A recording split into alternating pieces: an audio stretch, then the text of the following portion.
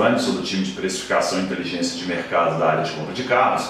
E hoje eu estou aqui mais uma vez pela Universidade Localiza para a gente fazer a segunda pílula de educação e planejamento financeiro. No último vídeo nós falamos aí sobre alguns pontos, alguns aspectos que demonstram que o nosso relacionamento com o dinheiro não está tão saudável.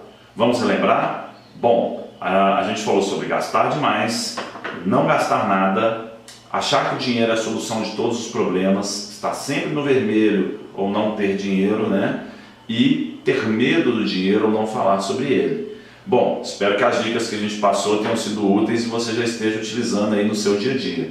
E hoje a gente vai abordar alguns conceitos econômicos, conceitos que estão no nosso dia a dia, que a gente sempre comenta ou escuta, são eles o PIB, juros e inflação. Tá? Como material de apoio a gente utilizou o próprio site do IBGE, do Banco Central e da B3, que é a Bolsa de Valores. Ok? Vamos lá? O primeiro assunto que a gente vai tratar é sobre o PIB, Produto Interno Bruto. Bom, o PIB é um dos principais termômetros de uma economia, E o que ele leva em consideração? Ele é a soma de todos os bens e serviços produzidos por um país em um determinado período, ok? Lembrando que são os bens e serviços finais. O IBGE utiliza muito bem um exemplo para retratar isso. Imagina que a gente tenha um agricultor que vai produzir trigo. E aí eu tenho uma indústria que vai fazer a farinha de trigo e eu tenho uma padaria que vai comprar essa farinha de trigo para vender pães. Esse agricultor, ele produz R$100 em trigo e vende para a indústria. A indústria, por sua vez, ela produz aí R$200 de farinha e vende para a padaria. A padaria, ela vai comercializar R$300 em pães para o consumidor final. Bom, o que vai entrar aqui no cálculo do PIB? Os R$300 da padaria, que é o valor final, ok? Então, dentro do valor que a padaria já vendeu para os clientes os pães, está carregando o valor que ela pagou para a indústria, os R$200, e que a indústria, por sua vez, pagou para o agricultor os R$100, ok? Então, o PIB ele considera bens e serviços o valor final, tá bom? Além disso, vamos supor que existe um imposto sobre a venda do pão, e esse imposto é de 10%. Então, a padaria vendeu R$300 em pães, o imposto é de 10%, vai pagar R$30. Isso também entra na conta do PIB, que nesse caso seria 330, ok? Vale lembrar que a gente não pode confundir o PIB como sendo a soma das receitas ou tesouro da nação, alguma coisa desse sentido. Porque se você hipoteticamente tiver um país onde durante esse determinado período de um ano, por exemplo, ele não produza nada, o PIB dele vai ser zero, ok? Bem, o PIB ele é muito utilizado para a gente mensurar o crescimento econômico de um país em um determinado período. Por exemplo, se em 2019 você tem um PIB superior a 2018, você fala, bom, eu produzi mais do que eu produzi no ano anterior, então estou num crescimento econômico. Se você produziu menos do que você produziu no ano anterior, então pode ser uma desaceleração da economia, uma recessão, alguma crise, certo? Vale lembrar também que o PIB ele é um indicador econômico, tá? Ele não tem dentro dele outros pontos para se avaliar por completo um país, como saúde, educação. Ele é um termômetro da economia. O segundo conceito que a gente vai abordar aqui hoje são os juros, ok? Muito comuns também aí no nosso dia a dia, seja na hora da gente avaliar algum empréstimo, ou seja na hora da gente avaliar a possibilidade de um investimento, ou até mesmo se porventura a gente pagar aí alguma conta atrasada e você pagar ela com juros, tá? Por definição, os juros ele é uma remuneração sobre um capital que foi emprestado durante um determinado período. Então veja bem, se eu pegar o meu dinheiro e fizer um investimento em um banco, eu estou emprestando ali o meu dinheiro para o banco, eu vou receber juros sobre aquele capital. E se eu pegar dinheiro emprestado com o banco ou fizer um financiamento, eu vou pagar para o banco juros sobre aquele capital, certo?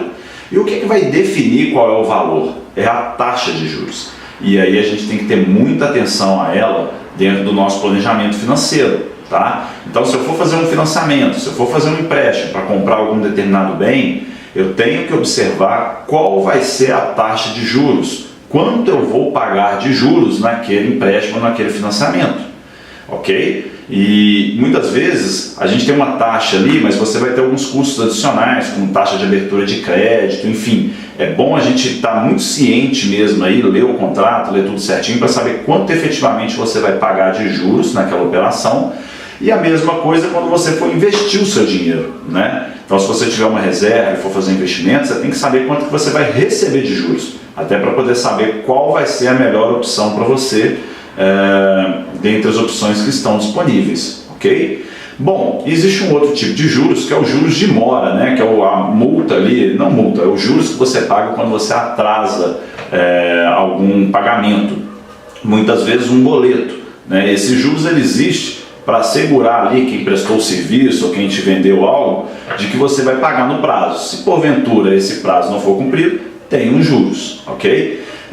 Lembrando aí da última aula, do último vídeo, né, que a gente fez, a gente falou justamente para evitar desperdício. Então, dentro do planejamento, é sempre importante a gente saber o vencimento de todas as nossas contas para evitar pagá-las com juros e assim a gente acabar desperdiçando uma parte do nosso capital, ok? O ponto que a gente vai tratar hoje é sobre a inflação. A inflação, ela por definição, é um aumento generalizado e contínuo nos níveis de preço. Isso significa, se você for no supermercado essa semana e identificar que o feijão está mais caro que semana passada, não necessariamente quer dizer que se trata de inflação. Pode ser algo ali, uma quebra de safra do feijão, alguma coisa bem específica, que fez com que ele tivesse uma alta nos preços. Agora, se você for no supermercado essa semana e identificou que o feijão, o açúcar, o ovo, a carne, o arroz estão mais caros que semana passada, ou seja, a gente está falando de um aumento geral aí nos níveis de preço, pode ser aí sim um processo inflacionário. Bom, dentro da teoria econômica, a gente tem várias abordagens para discutir a origem da inflação. Hoje eu vou tratar aqui de dois temas, que é a inflação por demanda e a inflação por custo.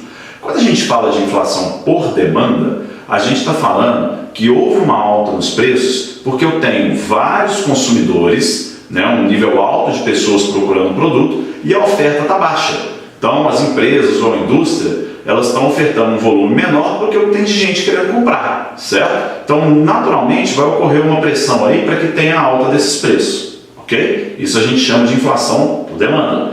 Do outro lado, eu tenho a inflação por custo, algo que ocorre, algum insumo que afeta várias indústrias, uma cadeia de empresas, onde vai mexer na estrutura de custos dela, como por exemplo, um aumento na tarifa de energia elétrica. Pode ser que isso impacte várias indústrias, mude a estrutura de custo delas, faça uma pressão nos preços e aí eu tenho um aumento geral nos níveis de preço, mas por origem no custo. Bem, aqui no Brasil a gente tem várias instituições que tentam mensurar o comportamento da inflação. Por exemplo, o IBGE, a FGV, a USP. Cada uma desenvolve uma metodologia e cria um índice, né, para tentar capturar o comportamento dos preços. O índice oficial que o governo adota como medida oficial de inflação é o IPCA, o Índice de Preços ao Consumidor Amplo, que é calculado pelo IBGE. Ok? Bom, como que a inflação impacta o nosso dia a dia? No longo prazo, a moeda, pelo fato dos preços estarem aumentando, ela até tende a perder valor, né? Ou seja, você não consegue mais comprar o mesmo tanto de produto que você comprava no passado com o mesmo tanto de dinheiro. Então vou dar um exemplo. Se você tivesse em 2010, em março, e você colocou R$100 numa gaveta, e aí 10 anos depois, em março agora de 2020, você encontrou esses R$100. Eles valeriam, se você comparar lá com 2010, R$57,28. Ou seja, é como se você comprasse a metade, quase a metade do que você compraria em 2010 com os mesmos R$100. Então, é importante no nosso planejamento familiar, no nosso orçamento, no nosso planejamento financeiro, a gente ir acompanhando a alta dos preços daqueles itens que a gente consome. Então, você, dentro do seu planejamento, faça um acompanhamento dos preços, avalie como está o comportamento dos preços que você está consumindo, dos itens que você consome, porque não necessariamente os índices de inflação vão retratar a sua realidade de consumo. É importante você ir mapeando isso, até para conseguir fazer trocas, né, entre o item que subiu muito e um outro que não subiu, ou algum que caiu de preço, e você conseguir suavizar esse impacto da inflação no seu dinheiro, no seu recurso. Bom, se você faz investimentos, tem uma reserva financeira, O ideal também é que você consiga uns juros para remunerar o seu capital maior do que a inflação no período que você estiver investindo. Porque se esse valor for menor, você não consegue nem manter o valor do seu dinheiro no tempo. Então, se você tiver um período de tempo onde a inflação for de 4%, o ideal é que você consiga ter aí 5%, 6% de rentabilidade para que você mantenha, conserve o valor do seu dinheiro no tempo e ainda consiga aumentar o seu patrimônio. Essa foi a pílula de hoje, pessoal. Espero que eu tenha esclarecido um pouco mais esses conceitos para vocês e como eles impactam no nosso dia a dia e no nosso planejamento financeiro.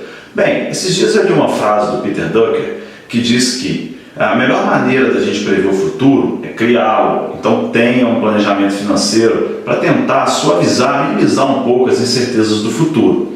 Bom, espero vocês no próximo vídeo, onde a gente vai passar mais dicas aí sobre planejamento financeiro.